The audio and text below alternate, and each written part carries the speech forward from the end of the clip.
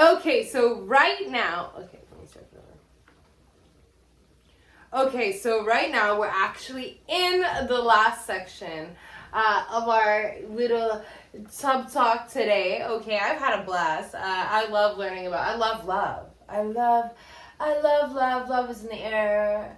I'm here for all of it, and I have yet to experience love. So I'm happy that I'm also not bitter.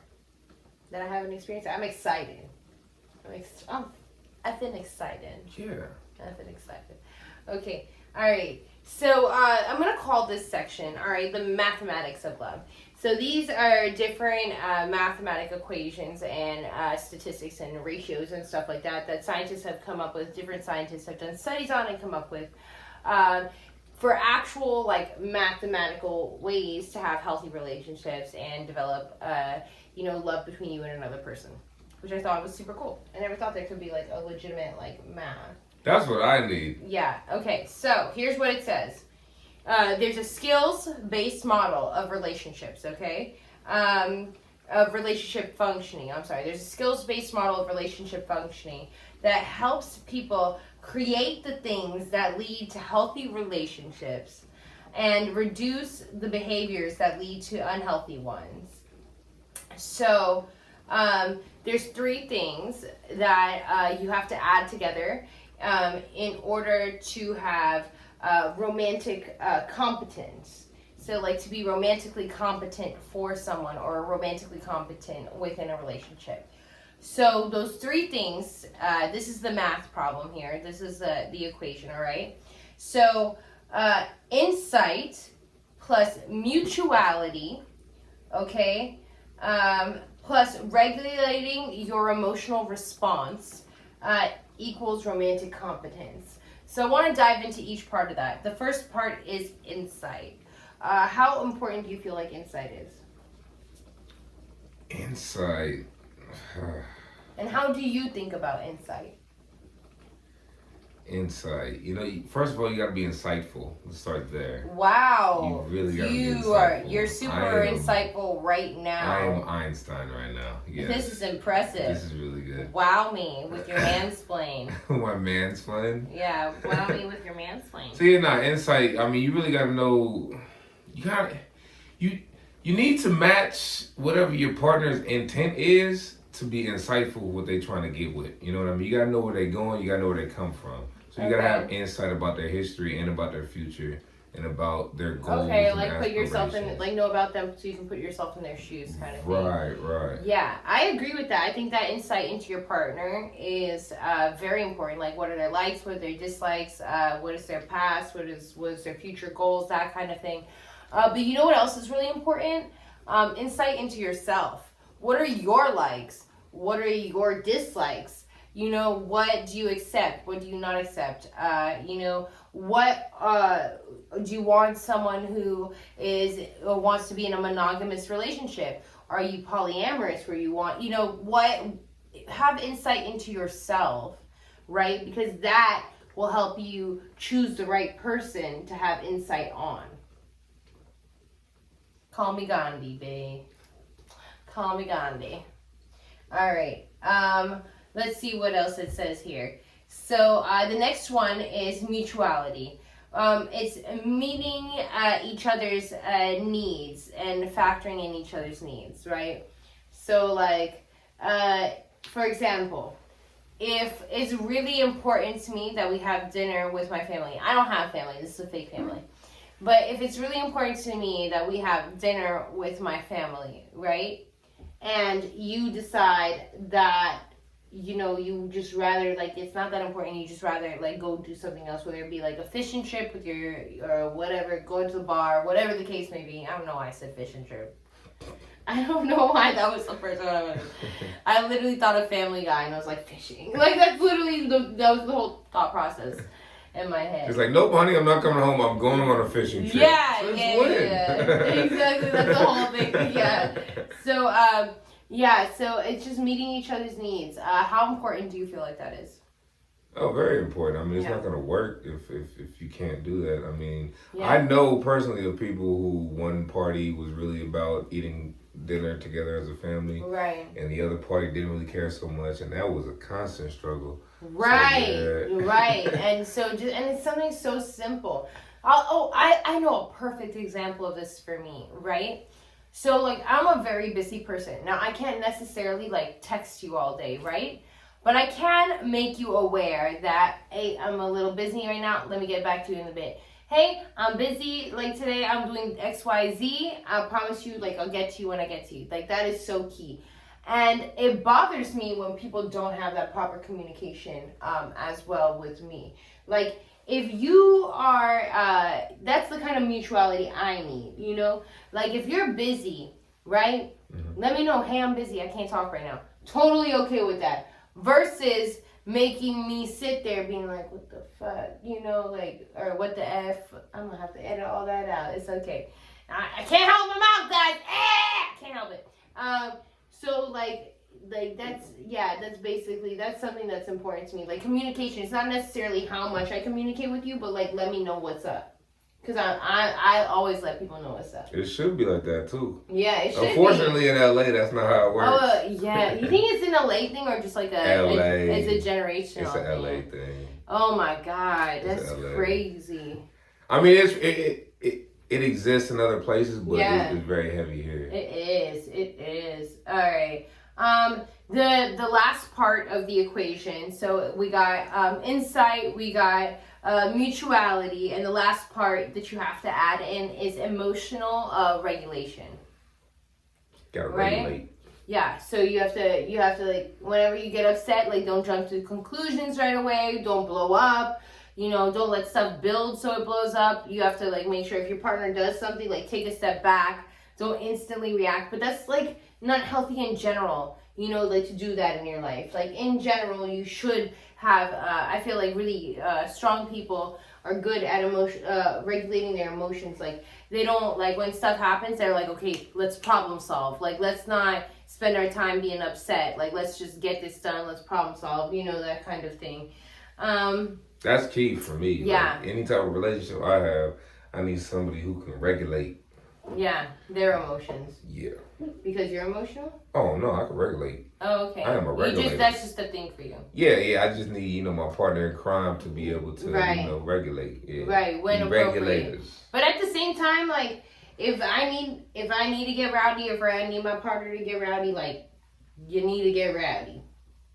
Not, like, with me. But, like, let's say someone's bothering us, or like someone's bothering me, you know, like, you have some dude pestering me on the street. Oh, yeah, it's a fight. It's a fight. So, like, regulate your emotions, like, you know, like, when like, with each other. But, like, in certain situations, like, I would be upset, honestly, if some dude was harassing me and my partner was not like, yo, like, what's good? No, you know? That makes sense, yeah. Okay. So, but I feel like I'm very good at emotionally regulating for the most part. No, maybe not. That's a lie. I feel like I am. I am good at it. I don't know why I'm saying that. I'm doubting myself. I am good at it. I do have a little bit of a temper, but I feel like my temper is it's not outlandish, and I feel like I only get upset when it's justified. But I'm very, like, and I don't get, like, angry. I'm just very stern, but I also cut people off, though. That's my thing, too. Like, I'm a big, like, I don't even need to emotionally regulate because I'll just stop talking to you. But that's not necessarily good either. That's regulation. Yeah, I'm regulating it. That's a regulation. Now, like, I don't have to emotionally regulate because I'm gonna regulate you the F out of my life. Yeah. You know what I'm saying? Red flags and out. That's how I feel. That counts. That's how I feel. Okay. So, do you feel like you're romantically incompetent? Would you date you? That's a better question. Would you date you? Of course, I would date me. Oh, I would 100% date me. I would date me. What? What? We would get along so well. I'm so funny. I'm so freaking hot. I'm so hot. And, like, what else? I'm talented. I'm a businesswoman. I make good money. I have a nice house. Like, I date myself. You see this face? Yeah. Mic drop. I'm a freak. Let's go. I'm loyal. I'm kind. I'm humble, clearly.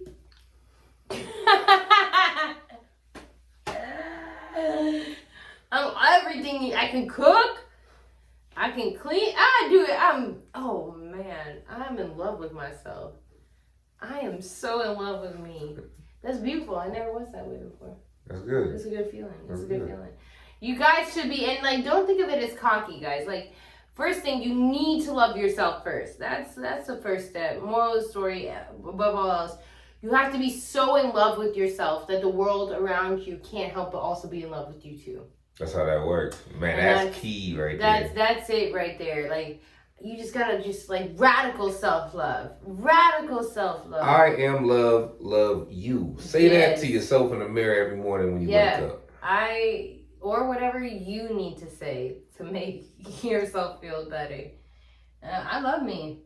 So they gave, so the same scientist, we watched a bunch of different TED Talks. So in the same group of scientists that did these relationship TED Talks, right? They said that, and this is going back to math statistics and stuff like that. So you typically fall in love within the first 3 to 5 dates. By the first end of the first 3 to 5 dates, you already know, like, ooh, I'm either hooked or not. And we actually said that in the last Tub Talk, because we talked about how usually by the 3rd date you break up with the person. You know what I'm saying? Because like you're like, oh, like you already know by the 3rd date, like, ooh, this is probably not gonna work out. You know what I'm saying? You know, so that would make sense that within the first 3 to 5 dates. But love though, love. But it depends on what you think. Definitely definitely like, but love. It depends on what I've seen. I've heard of people falling in. Like, it depends on. You never know. You never know. I believe it. I believe it's possible. How in deep do you want to go with that person? How much do you talk? How much time do you spend together? Some people just connect. So I fully believe that it's possible. I'm not saying it happens all the time. I'm saying that it's definitely possible. Like, maybe not like full, like, I'm in love with you, but definitely, like, by the 3rd to 5th date, they got you either hooked or not. Like, you hooked or you not. Like, by the 3rd to 5th date, you know that it's going to hurt if it doesn't work out. Okay. You know what I'm saying? All right. You know, you'll get that hurt. You know, you'll be in your feelings after. Okay. You know, that feeling, I can see that. You know, so I think it's more like that. So, yeah, and also, like, it's an addiction. So, love actually chemically, like, responds, like, as an addiction. So, like the way you go about, like, achieving it, like, trying to go on, like, a lot of people, like, chase relationships, you know, like, I don't want, like, you know. Relationship chasers. Or just, like, people just chase affection, like, people who, like, sleep around a lot, or, like, I need to have a different person every day, like, they're actually chasing, like, affection. True. You know, they're actually chasing affection. True. Like, they need that physical affection, you know, to satisfy whatever need. But the same feeling of being in love is the same feeling of when you take a drug. Now, you were telling me that you saw online that they were creating a drug that would be prescribed to people who are going through heartbreak so they get that good feeling back. Yeah, they are. It's called the love drug. That's insane. If you have heartbreak, you take this little pill and you feel okay again. You feel the same way you felt when you were with the person who you no longer have. Now, did you know, I've read this online and I've seen this before, that if you're going through heartbreak or pain, if you actually like take Tylenol or Motrin or something that feel like is for pain, like physical pain, it actually helps your heartbreak because the pain receptors are the same. Oh. So, like, when you're going through heartbreak, you can actually try taking, like, a Tylenol or Motrin and see if it helps because those pain receptors, like, think about it. Like, when you're, like, really hurting over someone, you're hurting. Like, it feels like you might as well be having physical pain. So, taking a Motrin or a Tylenol actually does help some. You know, in my instance of heartbreak, I find that fighting helps. So I guess not the person. Not the person. To, to be clear, everybody, he goes to the gym and fights other people. Yeah. Yeah. MMA, boxing type fighting. Yes, physical exertion, aggression. A lot of people work out. Yeah. Work out. That always brings me back. Yeah, working out, that kind of, just I think it's just like keeping yourself distracted and doing healthy things is really what it comes down to. Whether it's working out, reading, just going out in public, just whatever, going to meditate. That's really what it comes down to. All right. I mean, I think. Oh, can't miss this. So in the same group of scientists for these TED Talks, they actually said one of the most important things to do, right, within the first 3 to 5 dates, specifically, once again, the first 3 to 5 dates, and that's why I'm putting this in the math section.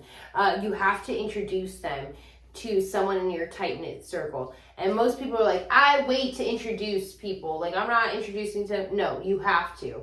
And the reason why is because those people that are around you know you better than you know you. And when you're in love, love is blind. So they can see stuff that you can't see. And they won't make the excuses because they're not in there feeling all these druggy feelings, right? So, like, you have to introduce within the first 3 to 5 dates. Mm-hmm. Like, even if it's like a fake, like, oh my God, I just accidentally bumped into my best friend at a restaurant with you. This is so crazy. And then what they also said, these scientists, is listen to those friends. In fact, they said, ask advice as much as possible to anybody you can. And the people who are like really close to you, like anybody in your close circle, not anybody, but like anybody in your close circle that'll listen to you, they actually said, find your mean friend and talk to them. That's the person you should talk to, not the person who's like, oh no, whatever makes you happy. Like, no, find your mean friend because they'll be honest with you and they'll be like, yo, this is a red flag, this isn't, leave. And if they said the scientists, and I'm trusting scientists, and I believe it because I talked about this on Red Flags Now. I said it in the last video, Red Flags Now. They said if these people are telling you, hey, you got to get out of this, you might even be admitting it to yourself, but go. Run. Because if all these people are telling you, ooh, you should watch out for, and if these people, and if the person that you're talking to has a history of cheating, of being abusive, how did I feel? It felt good. It felt so lovely. If people have that history or whatever the case may be, listen to that history. You're not Captain Save a Ho.